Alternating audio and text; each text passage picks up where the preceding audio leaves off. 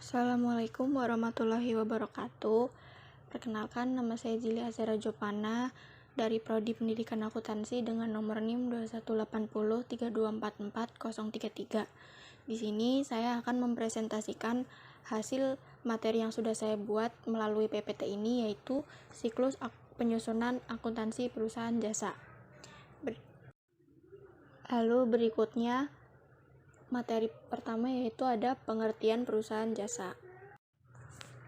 Berikutnya ada pengertian, yaitu berdasarkan kegiatan yang dilakukan, perusahaan dapat dibedakan menjadi perusahaan dagang, perusahaan jasa, dan perusahaan manufaktur.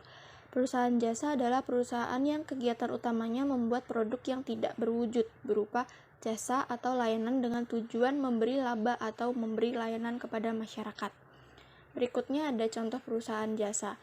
Contoh perusahaan jasa adalah PT Kereta Api Indonesia, PT Garuda Indonesia, dan PT Tiki. Berikutnya ciri-ciri perusahaan jasa, yaitu perusahaan jasa menawarkan layanan yang tidak berwujud. Standar harga untuk suatu layanan yang tidak ditawarkan perusahaan jasa sulit diukur.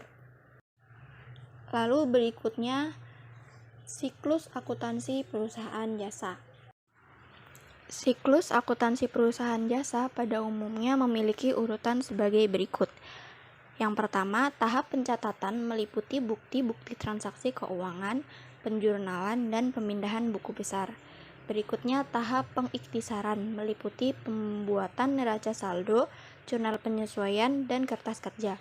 Berikutnya, tahap pembuatan laporan keuangan meliputi pembuatan laporan perubahan posisi keuangan, laporan laba rugi, dan penghasilan komprehensif lain, laporan perubahan ekuitas, laporan arus kas dan catatan atas laporan keuangan, dan laporan posisi keuangan awal. Untuk mencapai tujuannya, yaitu mencari keuntungan atau memberi layanan kepada masyarakat, perusahaan melakukan transaksi seperti membeli perlengkapan dan peralatan, menjual jasa, membayar beban dan kegiatan lainnya. Transaksi keuangan adalah kegiatan yang dilakukan perusahaan dalam rangka merealisasikan tujuan perusahaan. Contoh transaksi keuangan antara lain pembelian peralatan, pembayaran utang, dan penerimaan piutang. Jenis-jenis transaksi yaitu jika dilihat dari akibatnya, transaksi dibagi atas dua bagian, yaitu transaksi internal dan transaksi eksternal.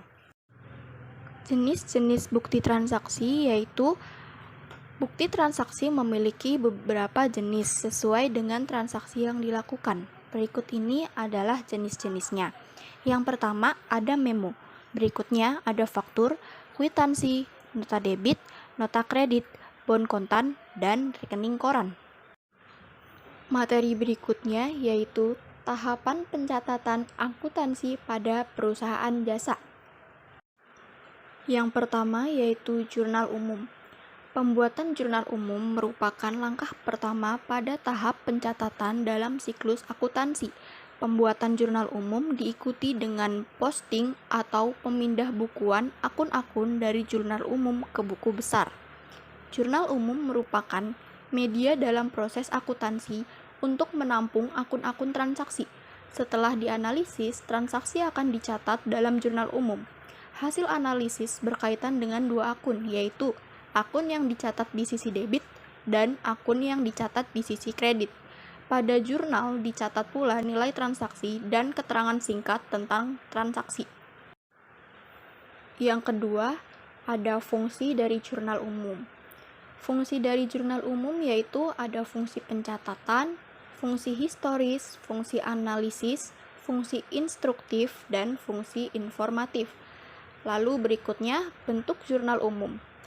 Ini di sini terdapat contoh dari bentuk jurnal umum, yaitu ada tanggal, kode buku pembukuan, akun atau keterangan, referensi, kolom debit, dan kolom kredit. Berikutnya yang ketiga, langkah-langkah pembuatan jurnal umum. Salah satu fungsi jurnal umum adalah memudahkan pencatatan transaksi ke buku besar. Oleh karena itu, untuk mencegah terjadinya kesalahan dalam pencatatan, perlu diperhatikan beberapa langkah sebagai berikut. Langkah pertama yaitu catatlah tanggal transaksi pada kolom tanggal sesuai dengan tanggal yang tercantum pada bukti transaksi penulisan periode akuntansi. baik tahunan maupun bulanan. Cukup satu kali saja. Lalu, langkah yang kedua, isilah kolom kode bukti pembukuan dengan nomor bukti transaksi.